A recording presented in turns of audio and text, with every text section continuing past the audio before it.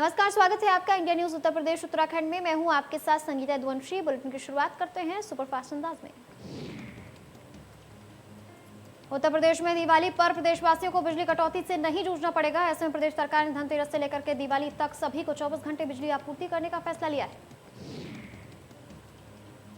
CM Yogi Adityanath के निर्देश पर अब दीपावली तक गांव से लेकर शहरों तक बिजली की कटौती से मुक्त रहेंगे। तो वहीं धनतेरस से लेकर के दीपावली के दूसरे दिन सुबह तक शहरों से लेकर गांव तक निर्बाध बिजली की आपूर्ति होगी।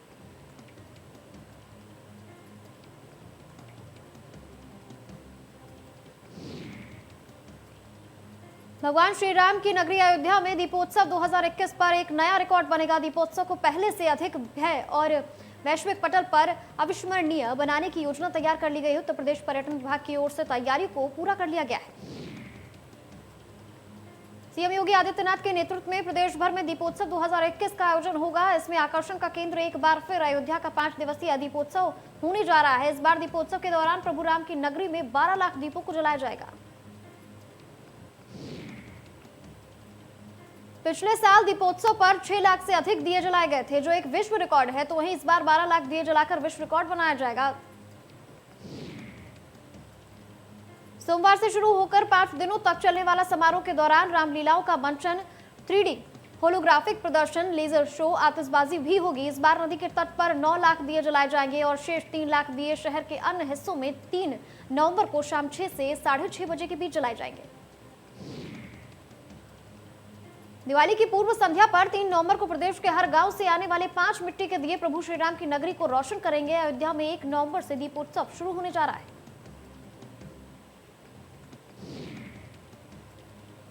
यूपी के परंपरागत शिल्प को प्रोत्साहन देने के लिए सीएम योगी आदित्यनाथ की अभिनव योजना एक जनपद एक उत्पाद के शानदार नतीजे देखने को मिल रहे हैं। लोकप्रिय ई कॉमर्स प्लेटफॉर्म फ्लिपकार्ट पर बीते 1.25 साल में 1000 करोड़ के 2 करोड़ से अधिक ओडीओपी उत्पाद खरीदे गए हैं।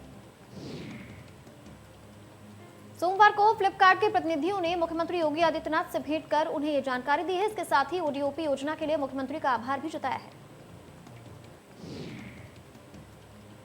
केंद्रीय गृह मंत्री अमित शाह 13 नवंबर को समाजवादी पार्टी के गढ़ और सपा अध्यक्ष अखिलेश यादव को संसदीय क्षेत्र आजमगढ़ से चुनावी सभा का आगाज करेंगे। इसके साथ ही योजनाओं का लोकार्पण शिलान्यास कर आजमगढ़ को सौगात देंगे।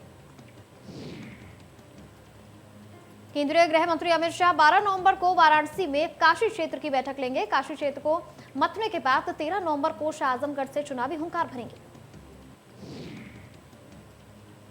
शाह आजमगढ़ में कई योजनाओं के शिलान्यास और लोकार्पण के साथ सीधे अखिलेश यादव पर हमला बोलेंगे। शाह बीते 4.5 साल में आजमगढ़ में हुए विकास कार्यों और उपलब्धियों को बताएंगे।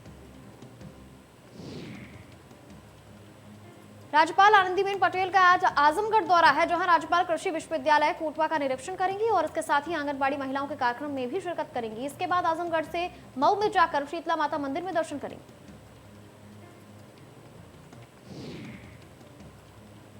हाथरस के किसानों को केंद्र सरकार ने बहुत बड़ा तोहफा दिया है। किसानों को अपनी फसल का रेट अच्छा मिले, इसके लिए रेलवे ने हाथरस किला स्टेशन से एक साप्ताहिक किसान ट्रेन का संचालन किया है। ये ट्रेन हाथरस जनपद से किसानों और उनकी उपज को लखनऊ गोरखपुर के रास्ते गुवाहाटी के लिए ले जाएगी। इसके लिए किसानों ने बहुत ही रियायती दामों पर भाड़ा वसूल किया जाएगा।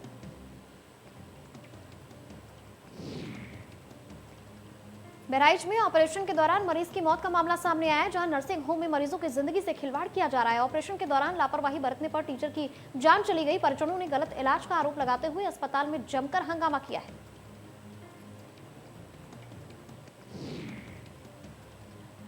गाजियाबाद में सोसाइटी के मेंटेनेंस स्टाफ की लापरवाही की वजह से 10 साल के बच्चे की जान खतरे में आ गई। 10 साल का बच्चा करीब 1 घंटे तक सोसाइटी लिफ्ट में फंसा रहा है। इससे जुड़ा लाइव वीडियो सीसीटीवी कैमरे में सामने आ रहा है। बच्चा लिफ्ट से बाहर निकलने की कोशिश में लगा रहा, लेकिन लिफ्ट नहीं खुले। लिफ्ट का अलार्म और इंटरकॉम भी काम नहीं कर रहा था। सीसीटीवी में भी बच्चे की बेबसी देखी जा सकती है। मामला राजनगर एक्सटेंशन की सोसाइटी का है। सोसाइटी में लिफ्ट की मैनेजमेंट को लेकर के बड़े सवाल खड़े हो रहे हैं। बच्चा जब बाहर निकल पाया तब वो काफी डरा हुआ था। लिफ्ट के फंसने का कारण साफ नहीं हो पाया है। अमरोहा में दिवाली पर शहीदों की याद में 1001 दिए जलाए गए। मानव श्रृंखला बनाते हुए खिलाड़ियों ने 1001 दिए जलाकर शहीदों को श्रद्धांजलि दी।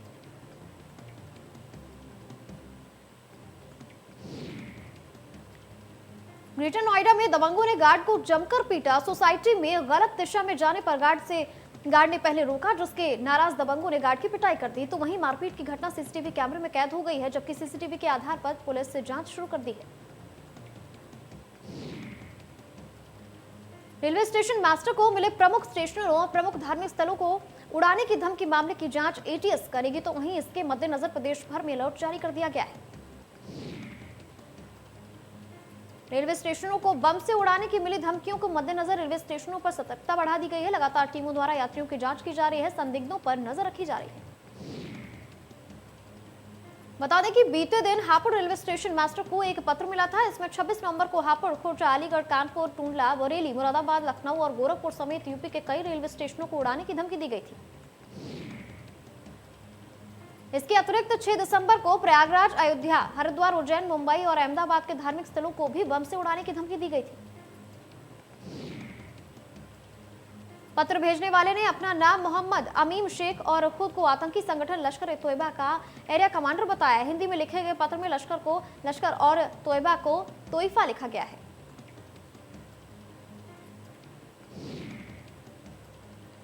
गाजीपुर में बुधवार को एक भीषण सड़क हादसे में 6 लोगों की दर्दनाक मौत हो गई। तो वहीं चट्टी पर बेकाबू ट्रक के एक झोपड़ी में घुसने से 10 लोग चपेट में आ गए, जबकि कई लोग गंभीर रूप से घायल हो गए।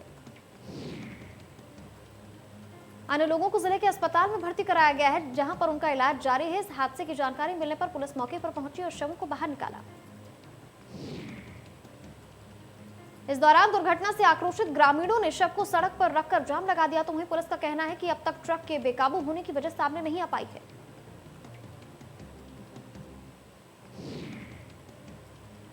सीतापुर में पुलिस और बदमाशों के बीच मुठभेड़ हो गई। तो वहीं इस मुठभेड़ में 2 बदमाशों के पैर में गोली लगी, जबकि घायल बदमाशों को अस्पताल में भर्ती कराया गया है। अमेठी में संदिग्ध परिस्थितियों में युवक का शव मिलने से हड़कंप मच गया है। पेड़ पर फांसी के फंदे से लटकता युवक का शव मिला है। पुलिस ने शव को कब्जे में लेकर के जांच शुरू कर दी है। तो वहीं परिजनों ने हत्या की आशंका जताई है।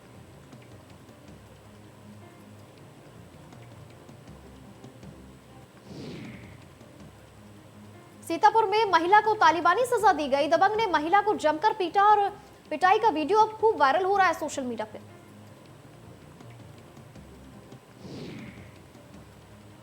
मैनपुरी में तेज रफ्तार का कहर देखने को मिला है, जहां अनियंत्रित एम्बुलेंस खड़े ट्रक में जा घुसी। तो वहीं इस हादसे में 2 लोगों की मौत हो गई है, जबकि एक गंभीर रूप से घायल बताया जा रहा है। यह एम्बुलेंस कन्नौज से अलीगढ़ जा रही थी। इस एम्बुलेंस में ड्राइवर समेत 3 लोग सवार थे। हादसे में एम्बुलेंस के परखच्चे उड़ गए, जबकि घायल को इलाज के लिए भर्ती कराया गया है। मथुरा में यमुना एक्सप्रेस वे पर सनसनीखेज वारदात सामने आई है, जहां कटीले तारों पर लटका हुआ बच्चे का शव मिला है। तो वहीं बच्चे की हत्या कर लटकाए जाने की आशंका जताई जा रही है। फिलहाल पुलिस ने शव को पोस्टमार्टम के लिए भिजवा दिया है। आगरा में पुलिस को बड़ी सफलता हाथ लगी है। पुलिस ने पटाखे के गोदाम में छापेमारी कार्रवाई करते हुए अवैध आतिशबाजी का जखीरा बरामद किया है, जबकि 5 लोगों को गिरफ्तार किया है।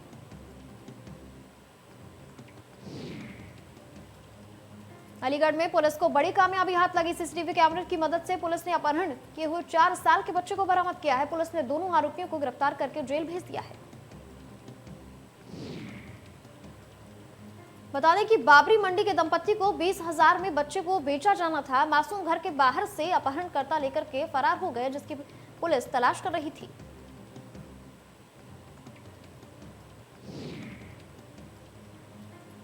देश में पत्रकारों के सबसे बड़े संगठन Indian federation of working journalist के 72वें स्थापना दिवस के मौके पर प्रतिनिधि मंडल ने लोकसभा अध्यक्ष ओम बिरला से मुलाकात की। उन्होंने पत्रकारों से संबंधित मांगों का ज्ञापन सौंपा। लोकसभा अध्यक्ष से मिलने गए प्रतिनिधि मंडल में शामिल आईएफडब्ल्यूजे के प्रधान महासचिव परमानंद पांडेय और राष्ट्रीय उपाध्यक्ष हेमंत तिवारी ने वर्किंग जर्नलिस्ट एक्ट में बदलाव समेत प्रेस काउंसिल ऑफ इंडिया के नए सिरे से पुनर्गठित कर उसे धारदार बनाने की बात कही। प्रधानमंत्री नरेंद्र मोदी के 5 नवंबर के दौरे से पहले उत्तराखंड के पूर्व मुख्यमंत्री त्रिवेंद्र सिंह रावत को देवस्थानम बोर्ड को लेकर केदारनाथ में आंदोलनरत तीर्थ पुरोहितों के भारी विरोध का सामना करना पड़ा और विरोध के चलते रावत को बाबा के दर्शन के बिना ही उल्टे पांव लौटना पड़ा। पूर्व मुख्यमंत्री के केदारनाथ पहुंचने पर हेलीपैड से मंदिर के रास्ते में तीर्थ पुरोहितों ने उन्हें काले झंडे दिखाए और उनके खिलाफ जमकर नारेबाजी की और वापस जाने पर मजबूर कर दिया। केदारनाथ में पूर्व सीएम त्रिवेंद्र सिंह रावत का विरोध के मामले पर कांग्रेस ने निशाना साधा है। कुमाऊं मीडिया प्रभारी दीपक पटुलिया ने कहा कि पिछले 5 सालों में राज्य सरकार ने उत्तराखंड की जनता को छलने का और तीर्थ पुरोहितों का अपमान किया है। आगामी 5 नवंबर को प्रधानमंत्री नरेंद्र मोदी के केदारनाथ दौरे पर भी कांग्रेस ने निशाना साधा है। प्रधानमंत्री नरेंद्र मोदी के उत्तराखंड दौरे को लेकर के बीजेपी कार्यकर्ताओं में खासा उत्साह है।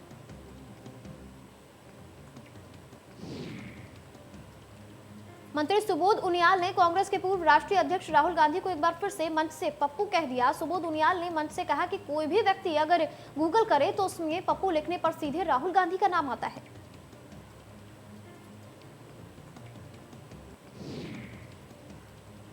इंटरनेट सेवाओं के क्षेत्र में उत्तराखंड को बड़ी सौगात मिली है। देहरादून के आईटी पार्क में राज्य के पहले इंटरनेट एक्सचेंज का स्थापना किया गया है। केंद्रीय इलेक्ट्रॉनिक्स एवं सूचना तकनीकी राज्य मंत्री राजीव चंद्रशेखर और राष्ट्रीय मीडिया प्रमुख अनिल बलूनी ने ऑनलाइन उद्घाटन किया। उधम सिंह नगर के किच्छा में रहने वाले एक शहीद सैनिक के परिवार को आर्थिक मदद के लिए 1 साल से सरकारी दफ्तरों के चक्कर काटने पड़ रहे हैं, लेकिन नतीजा कुछ नहीं निकल रहा, जिसके चलते शहीद सैनिक देव बहादुर का परिवार परेशान है। 18 जुलाई 2020 को शहीद हुए किच्छा के देव बहादुर के परिजनों को उत्तराखंड सरकार की ओर से आर्थिक मदद और अन्य सुविधाओं के बारे में आश्वासन दिया गया था।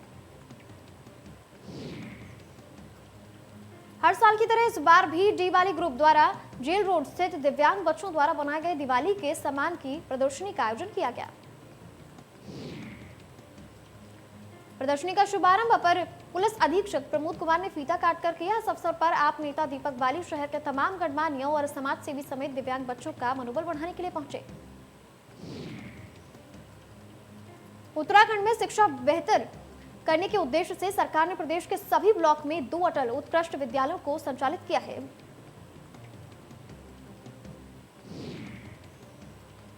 राजधानी देहरादून में कांग्रेस मुख्यालय पर पूर्व मंत्री यशपाल आर का जोरदार स्वागत किया गया। कांग्रेसियों ने ढोल नगाड़े और आतिशबाजी के साथ यशपाल आर का स्वागत कर उनको शुभकामनाएं दी।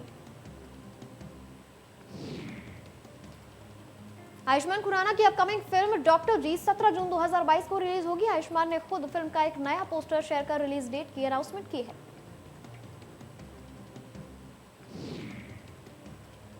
कंगना रनौत इन दिनों अपने होम प्रोडक्शन में बनने वाली पहली फिल्म टीकू वेट्स शेरू को लेकर चर्चा में है। अब कंगना ने अपनी इस फिल्म की शूटिंग शुरू कर दी है।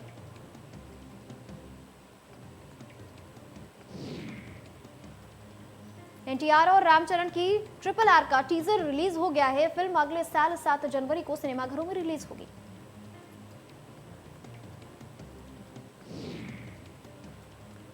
साउथ की पॉपुलर एक्ट्रेस सामंथा को लेकर के खबरें आई हैं कि वो तापसी पन्नू के होम प्रोडक्शन की एक थ्रिलर फिल्म से बॉलीवुड में डेब्यू कर सकती हैं।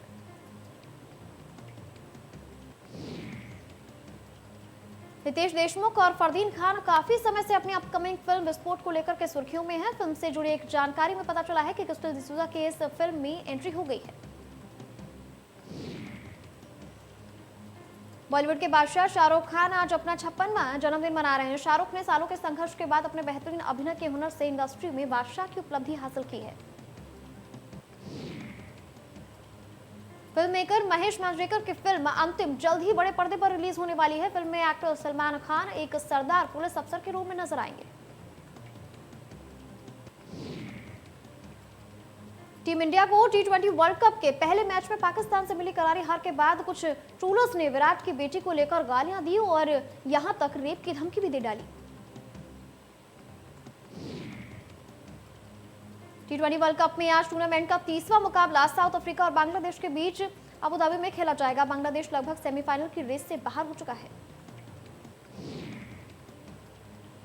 T20 वर्ल्ड कप में बहुत ही उम्मीदों के साथ बीसीसीआई ने MS धोनी को टीम इंडिया के ड्रेसिंग रूम में शामिल किया था। धोनी को टीम से जोड़ने की वजह थी कि वो ड्रेसिंग रूम को तनाव मुक्त बनाकर रखें।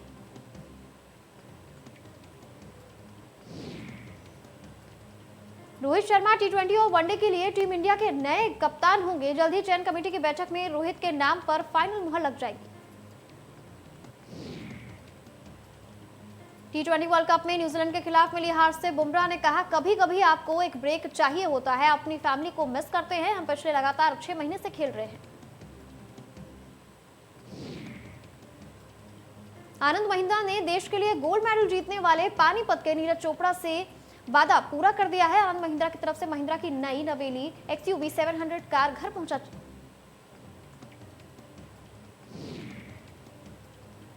T20 विश्व कप में पाकिस्तान के बाद न्यूजीलैंड से मिली करारी हार के बाद निराश क्रिकेट फैंस अब ट्विटर पर IPL को बैन करने की मांग कर रहे हैं।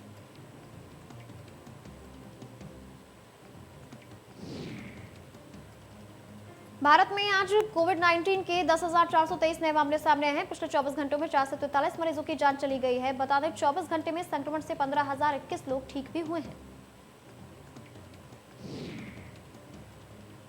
तो वहीं पेट्रोल और डीजल के दामों में फिर से बढ़ोतरी की गई। पेट्रोल 30 पैसे प्रति लीटर बल्कि डीजल 35 पैसे प्रति लीटर महंगा हो गया। राष्ट्रीय राजधानी दिल्ली में 104 रुपए के पार पहुंचा।